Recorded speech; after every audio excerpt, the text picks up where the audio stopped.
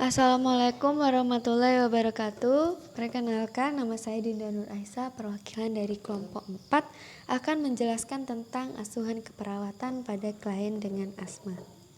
Ini adalah anggota dari kelompok 4. Pengertian asma. Asma adalah suatu keadaan di mana saluran nafas mengalami penyempitan karena hiperaktivitas terhadap rangsangan tertentu yang menyebabkan peradangan. Biasanya penyakit pernafasan ini paling sering dimulai pada masa kanak-kanak. Asma juga dibedakan menjadi 2 jenis, yaitu satu, asma bronkial. Penderita asma bronkial ini sering terjadi hipersensitif dan hiperaktif terhadap rangsangan dari luar, seperti debu rumah, bulu binatang, asap, dan bahan lain penyebab alergi. Yang kedua, asma kardial. Asma yang timbul akibat adanya kelainan jantung. Biasanya gejala asma kardial ini terjadi pada malam hari dan disertai sesak nafas. Etiologi. Faktor penyebab asma: 1. Faktor imunologis, 2. Faktor endokrin, 3. Faktor psikologis. Faktor emosi juga dapat memicu gejala-gejala pada beberapa anak dan dewasa yang berpenyakit asma.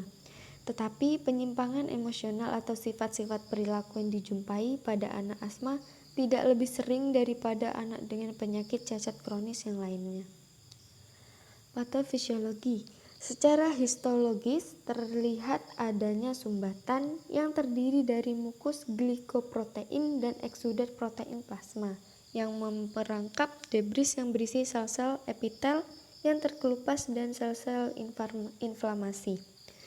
Selain itu, terlihat adanya penebalan lapisan subepitelial saluran nafas. Respon inflamasi ini terjadi hampir di sepanjang saluran nafas dan trakea sampai ujung bronkiolus. Juga terjadi hiperplasia dari kelenjar-kelenjar sel goblet yang menyebabkan hipersekresi mukus yang kemudian turut menyumbat saluran nafas. Tanda dan gejala stadium dini. Faktor hipersekresi yang lebih menonjol, seperti batuk dengan dahak bisa dengan maupun tanpa pilek. Yang kedua, rongki basah halus pada serangan kedua atau ketiga, sifatnya hilang timbul. Yang ketiga, wheezing belum ada. Keempat, belum ada kelainan bentuk toraks. Kelima, adanya peningkatan eosinofil darah dan IgE. Faktor spasme bronkiolus dan edema. Yang lebih dominan, timbul sesak nafas dengan atau tanpa sputum, wheezing, rongki basah bila terdapat hipersekresi, penurunan tekanan parial O2. Stadium lanjut atau kronik biasanya disertai batuk, rongki, sesak nafas berat dan dada seolah-olah tertekan, dahak lengket dan sulit untuk dikeluarkan, suara nafas melemah bahkan tak terdengar, toraks seperti barrel case, tampak tarikan otot sternocleidomastoideus, cyanosis, blood gas analis, RO paru, terdapat peningkatan gambaran bronkivaskular kanan dan kiri. Pemeriksaan penunjang bisa dengan pemeriksaan darah, uji val paru, atau foto toraks.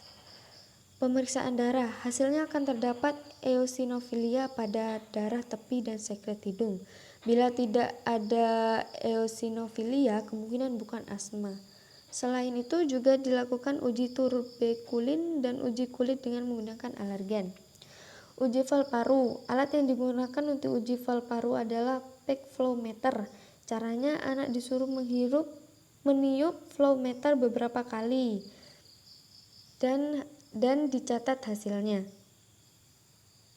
Penatalaksanaan medis. Menurut Kusuma 2016, ada program penatalaksanaan asma meliputi 7 komponen, yaitu 1. Edukasi, 2. Menilai dan monitor berat asma secara berkala, 3.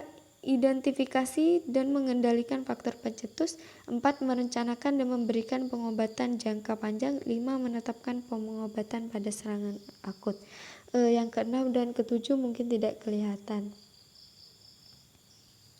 Ini adalah pathway dari asuhan keperawatan klien dengan asma. Konsep asuhan keperawatan. Pengkajian meliputi biodata, keluhan utama, riwayat kesehatan terdahulu, riwayat kesehatan keluarga, Pemeriksaan fisik seperti inspeksi, palpasi, okultasi, perkusi. Diagnosa keperawatan. Ketidakefektifan bersihan jalan nafas berhubungan dengan mukus dalam jumlah berlebihan, peningkatan produksi mukus, eksuda dalam alveoli, dan bronkospasme. Ketidakefektifan pola nafas berhubungan dengan keletihan otot pernafasan dan demormitas dinding dada. Gangguan pertukaran gas berhubungan dengan retensi karbon dioksida. Penurunan curah jantung berhubungan dengan kontabilitas dan volume sekuncup jantung. Intoleransi aktivitas berhubungan dengan antara suplai dan kebutuhan oksigen atau hipoksia kelemahan. Ketidakseimbangan nutrisi kurang dari kebutuhan tubuh berhubungan dengan laju metabolik, dyspnea saat makan, kelemahan otot mengunyah. Ansietas berhubungan dengan penyakit yang diderita. Ini adalah intervensi keperawatan. Bisa dilihat sendiri.